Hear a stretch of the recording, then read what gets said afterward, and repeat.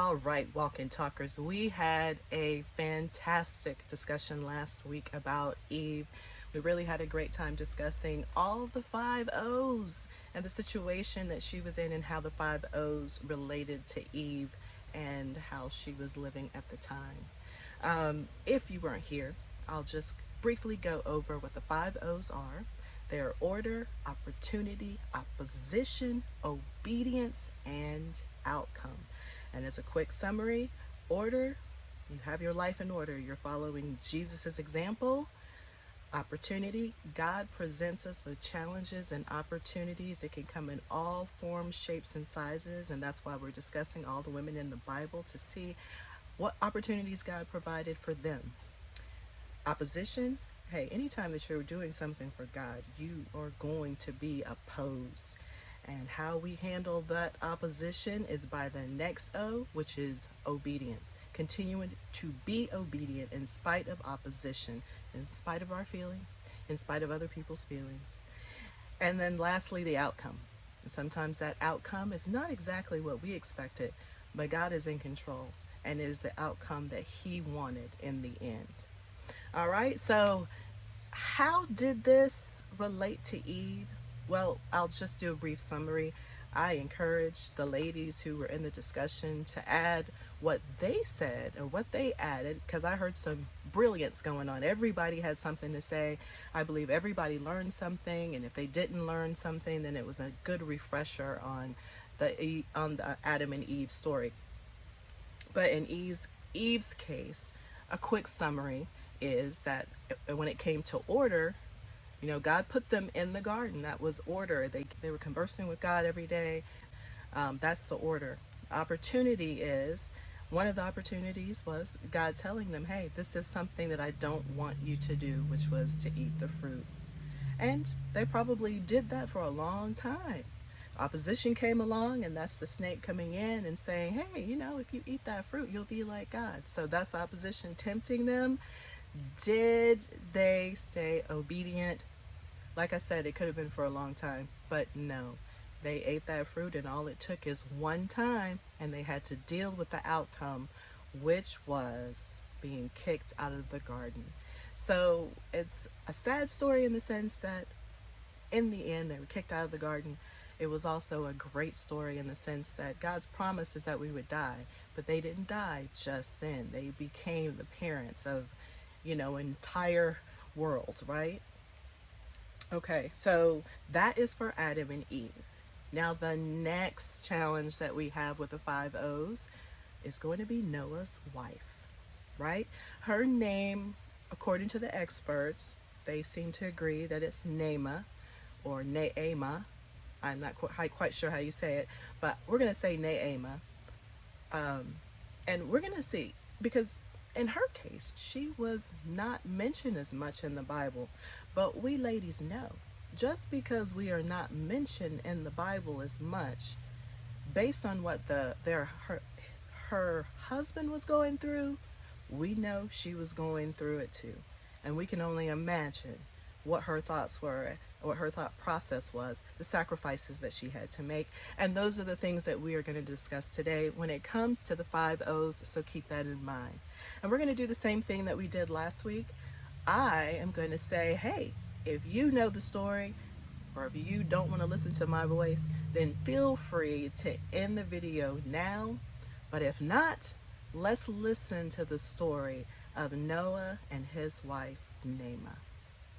See you soon. This is the story of Noah and the flood. This is Genesis 6. We're starting with verse 9. This is the account of Noah and his family.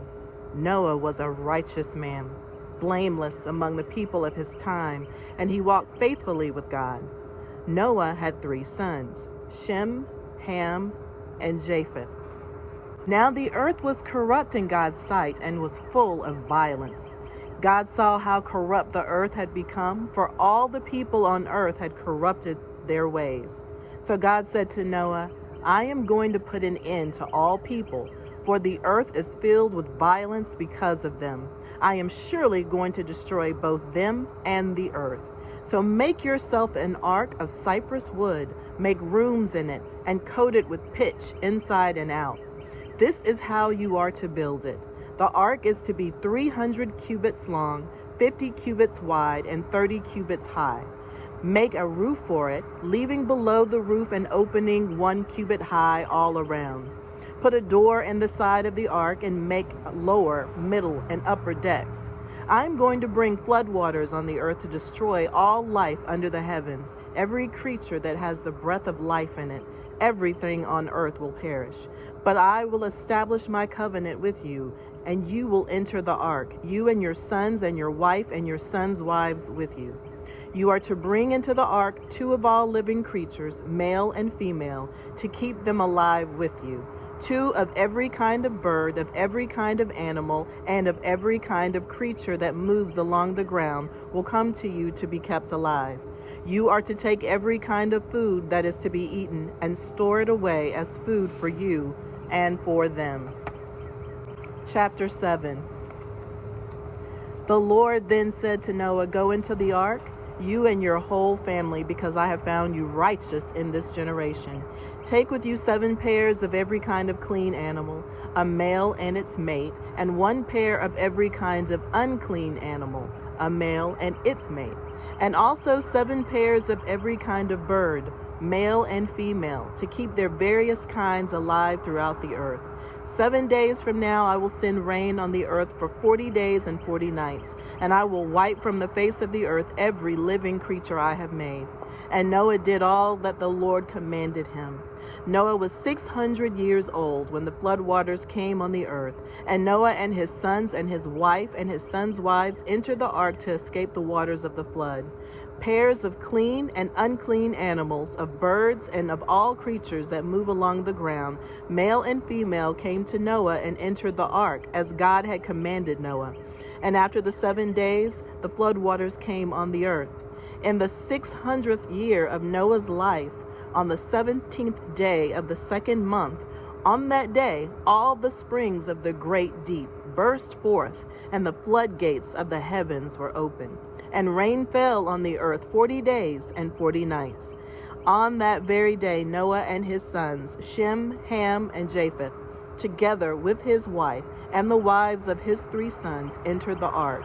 They had with them every wild animal according to its kind, all livestock according to their kind, every creature that moves along the ground according to its kind, and every bird according to its kind. Everything with wings. Pairs of all creatures that have the breath of life in them came to Noah and entered the ark.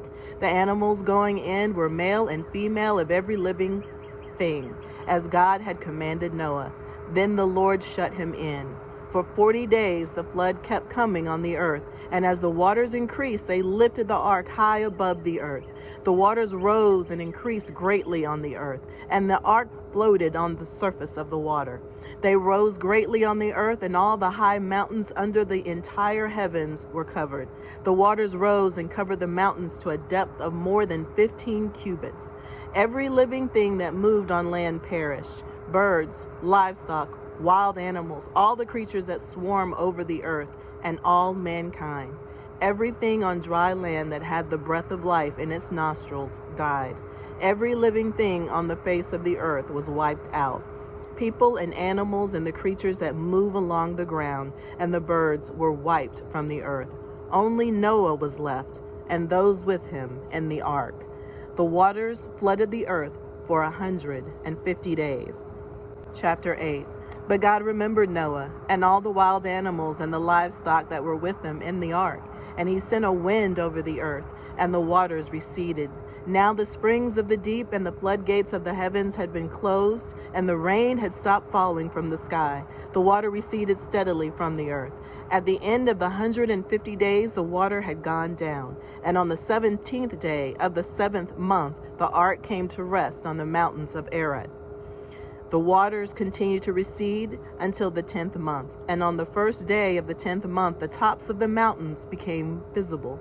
After 40 days, Noah opened a window he had made in the ark, and he sent out a raven, and it kept flying back and forth until the water had dried up from the earth. Then he sent out a dove to see if the water had receded from the surface of the ground. But the dove could find nowhere to perch, because there was water all over the surface of the earth. So it returned to Noah in the ark. He reached out his hands and took the dove and brought it back to himself in the ark. He waited 7 more days and again sent the dove from the ark. When the dove returned to him in the evening, there in its beak was a freshly plucked olive leaf. Then Noah knew the water had receded from the earth. He waited 7 more days and sent the dove out again. But this time it did not return to him. By the first day of the first month of Noah's 601st year, the water had dried up from the earth. Noah then removed the covering from the ark and saw that the surface of the ground was dry. By the 27th day of the second month, the earth was completely dry. Then God said to Noah, "Come out of the ark, you and your wife and your sons and their wives. Bring out every kind of living creature that is with you, the birds, the animals, and all the creatures that move along the ground, so they can multiply on the earth and be fruitful and increase in number on it." So Noah came out, together with his sons and his wife and his sons' wives. All the animals and all the creatures that move along the ground and all the birds, everything that moves on land, came out of the ark, one kind after another. Then Noah built an altar to the Lord, and taking some of all the clean animals and clean birds, he sacrificed burnt offerings on it. The Lord smelled the pleasing aroma and said in his heart, "Never again will I curse the ground because of humans, even though every inclination of the human heart is evil from childhood, and never again will I destroy all living creatures as I have done.